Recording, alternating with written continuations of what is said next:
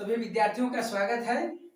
आज हम लोग सीखेंगे प्रोबेबिलिटी के बारे में। प्रायिकता अर्थात संभावना, किसी भी कार्य का, किसी भी क्रिया की संभावना क्या है, इसके बारे में जानकारी प्राप्त करेंगे। एक चीज याद रखिएगा, हमेशा संभावना या प्रायिकता या प्रोबेबिलिटी 0 से लेकर के 1 तक के बीच में ही होता है। 0 से लेकर 1 तक, 0 से कम एवं 1 से अधिक प्रोबेबिलिटी किसी कार्य का नहीं होता है। एक उदाहरण के तौर पर हम लोग प्रोबेबिलिटी जानेंगे। जैसे ये 2 कॉइन है, सिक्का, एक 1 रुपया का, एक 2 रुपया का। सबसे पहले एक कॉइन को हम लोग लेते हैं। इसमें 2 पार्ट है। देखिए ये है हेड, ये हेड, इस साइड में टेल। 2 ही सरफेस है, एक हेड चित्त और एक टेल पट। 2 ही प्रकार का सरफेस है। इसको हम लोग यादृच्छिया उछाल देते हैं इस प्रकार। तो ये चित्त या पट, हेड या टेल गिरने की संभावना व्यक्त करता है। या तो हेड गिरेगा या टेल गिरेगा। तो हेड गिरने की संभावना क्या है और टेल गिरने की संभावना क्या है? यहाँ पर हम लोग का एक कॉइन में 2 संभावनाएं बन सकता है। 2 संभावना है।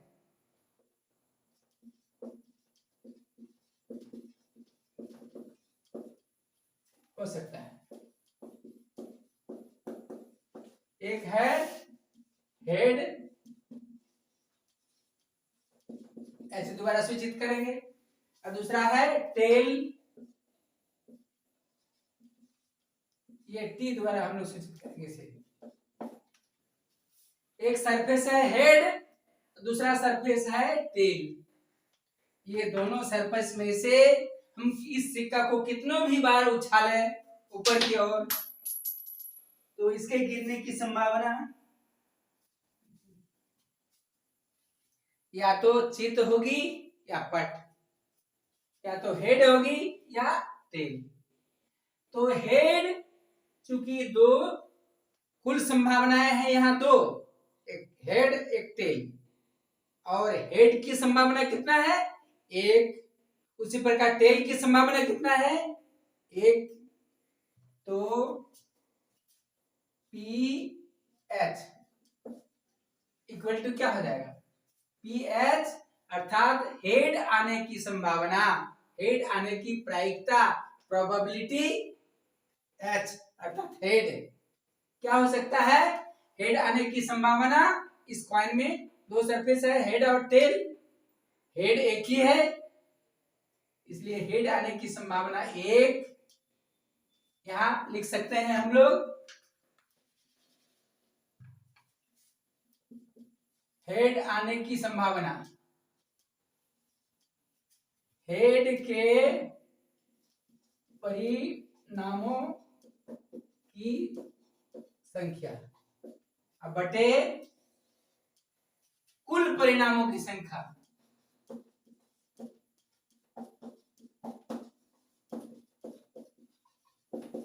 हेड आने की संभावना, चूंकि 2 सरफेस में से एक ही हेड है, इसलिए हेड आने की संभावना हो जाएगा 1 परिणाम, और कुल परिणाम चित्त और पट, हेड और टेल 2 है, इसलिए कुल परिणामों की संख्या हो जाएगा 1/2। ये हो जाएगा PH अर्थात प्रोबेबिलिटी, हेड आने की प्रोबेबिलिटी, हेड आने की प्रायिकता 1/2 हो जाएगा। उसी प्रकार टेल एक सरफेस में है, इसलिए टेल आने की संभावना क्या हो जाएगा? PT इक्वल टू, उसी प्रकार टेल के परिणामों की संख्या, टेल के परिणामों की संख्या बटे कुल परिणाम, कुल परिणामों की संख्या। तो टेल के आने की संभावना, चूंकि एक ही टेल है दोनों सरफेस में से, 1 और कुल परिणाम है 2, चित और पट, हेड और टेल, इसलिए 1/2 हो जाएगा।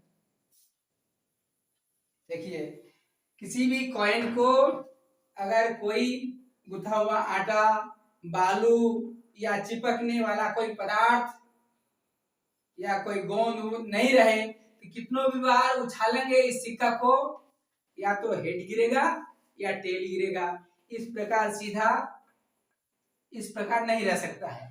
कोई भी कॉइन इस प्रकार सीधा नहीं रह सकता है, ऐसे नहीं रहेगा। अगर गोंद रहे तो चिपक सकता है, यदि गुथा हुआ आटा रहे या गुथा हुआ मिट्टी रहे, नरम मिट्टी या बालू रहे तो इस प्रकार हो सकता है। लेकिन वैसे सरफेस में हम लोग इस क्रिया को नहीं करेंगे। हम लोग साफ सुथरा किसी जगह पर ऐसे क्रिया को करेंगे और उसके परिणामों की संख्या को निकालेंगे। इस प्रकार हम लोग देखते हैं कि हेड आने की संभावना 1/2, उसी प्रकार टेल आने की संभावना, टेल आने की प्रायिकता 1/2। अब एक सिक्के की जगह पर हम लोग 2 सिक्का लेते हैं। एक 1 रुपया का कॉइन है, एक 2 रुपया का कॉइन है। इसमें भी हेड टेल है, इसमें भी हेड और टेल है। तो यहाँ 2 सिक्का है। 1 रुपये के कॉइन में 1 रुपीस, 1 रुपीस के कॉइन में एक हेड एक टेल।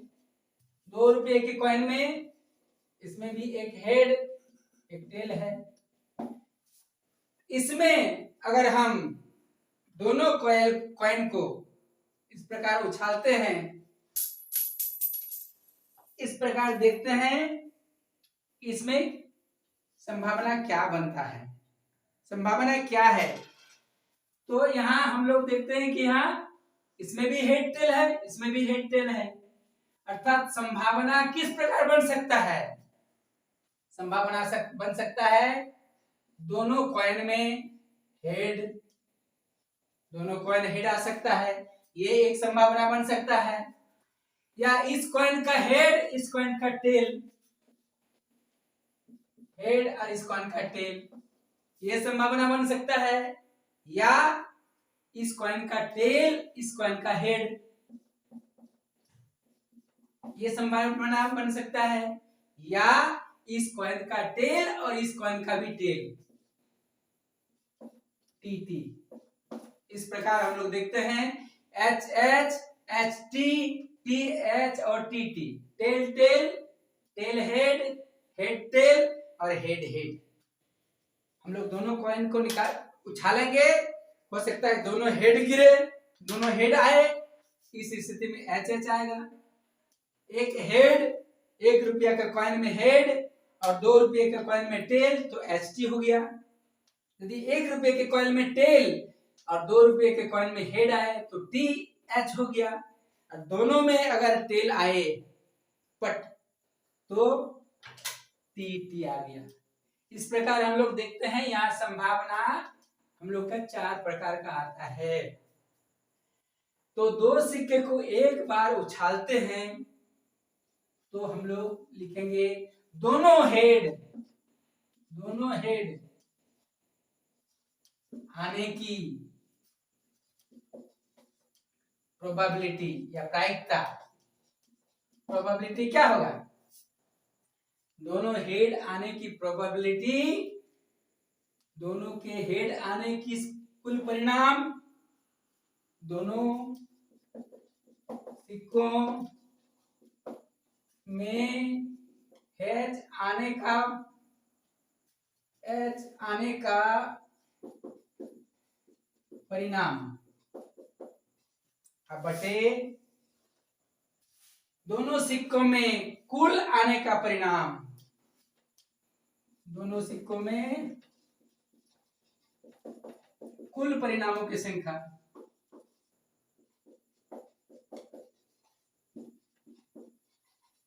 यहां देखते हैं दोनों हेड आने की संभावना, इसमें प्राप्त होता है HH, एक ही है 4 में से, तो लिखेंगे दोनों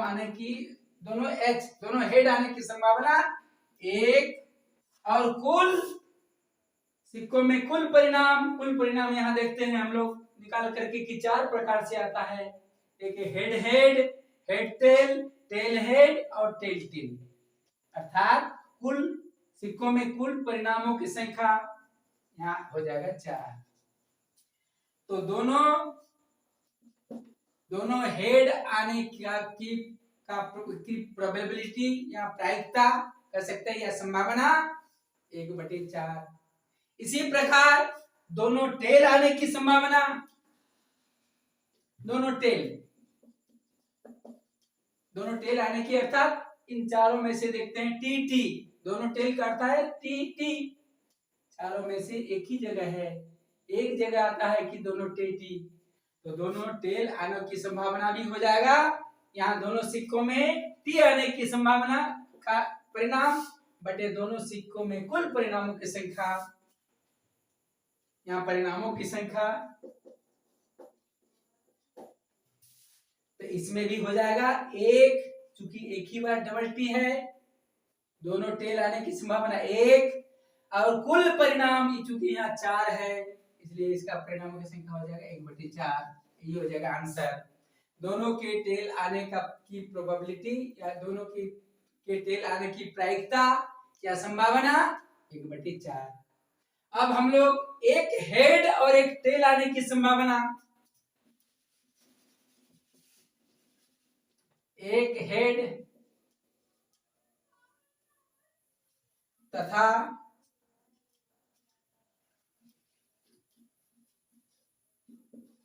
एक टेल आने की प्रायिकता या संभावना या प्रोबेबिलिटी क्या हो जाएगा, दोनों सिक्कों में एच टी आने की एच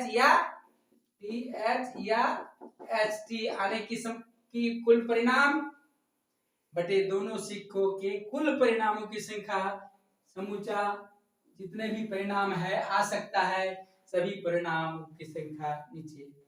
तो दोनों में एक सिक्के में एच टी एच, एक टेल और एक हेड, एक टेल और एक हेड, क्या कितना संभावना बनता है यहाँ हम लोग देखते हैं 2।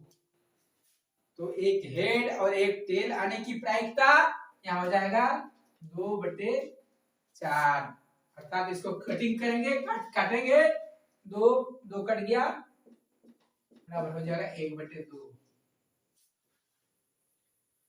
दोनों एच आने का परिणाम, एच आने की प्रायिकता 1/4, दोनों टी आने टेल आने का परिणाम अर्थात प्रायिकता 1/4 और एक हेड तथा एक टेल आने की प्रायिकता या प्रोबेबिलिटी एच टी या टी एच 1/2 आता है।